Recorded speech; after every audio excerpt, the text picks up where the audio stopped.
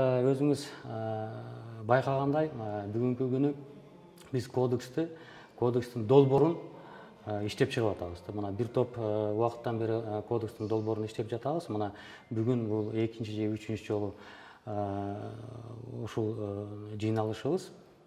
Эң негизгиси ушул кодекстің негизги мындай орчундуу жактары бул алдыга кандай көз караш, ушу өз алдынча башкарууну өнүктүрүү боюнча алдыга көз карашыбыз кандай болуп атат. Мына мисалы азыркы мыйзамдар менен салыштырып көрсөк, мына мыйзамда өз алдынча башкаруунун жергиликтүү маселелери деп коебуз. Мына вопросы местного значения деп коебуз, жергиликтүү маселелер. Ошол жергиликтүү маселелерди кантип пайда болот, ошол кантип жаралат, ошол боюнча критерийлер жок. Азыркы мына мисалы мыйзамдарды карасак, биз деген ошол бир топ критерийлерди киргизип жатабыз. Азыр мына сунуштап жатабыз ошол кодекстин долборуна. Менин оюмча ушундай жакшы бир ойлор бир топ мына ушул жумушчу топтор менен азыр иштелип жаткан кодекске киргизилип жатат. Долборунда бул жерде деген баягы акимчиликтердин укугу эмес. Акимчилик менен өз алдынча башкарууну бул мындай так бөлүштүрүбүз керек да. Акимчилик жергиликтүү мамлекеттик администрация. Бул мамлекеттик аткаруу бийликтин эң төмөнкү бутагы.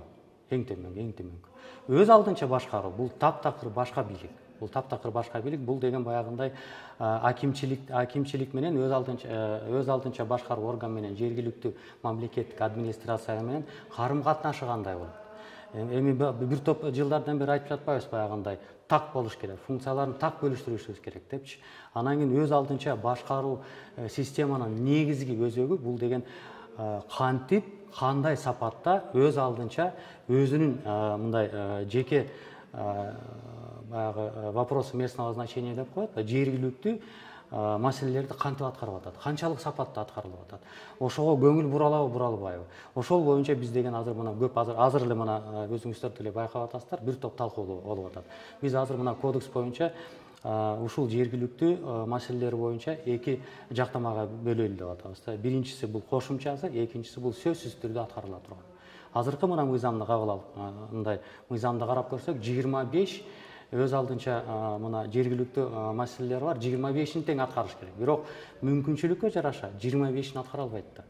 Мына биз изилдеп көрсөк, 25-инен 5-6 эле аткарылат. Чынын айтканда, анын дагы толугу менен аткара албайт. Азыр биз айтып атабыз, мына сөзсүз аткарыла турганды мындай ченемдеп бир 5-6 ашып кетсе бир 7 келе алып барайлы, калганын кошумча жергиликтүү маселелерге апарайлы депчи. Кошумча дегени бул деген аткаруучу бийлик менен өз алдынча башкарууну аткаруучу мына айыл өкмөт менен мэрия дейбиз. Анан кийин ошо жергиликтүү кеңеш менен бирдикте ошол перечинден өздөрү ресурстары бар болсо, каражаты бар болсо, ошол баягындай өздөрүнүн тиги демилгеси бар болсо, ошол перечинден өздөрү алып чыгат.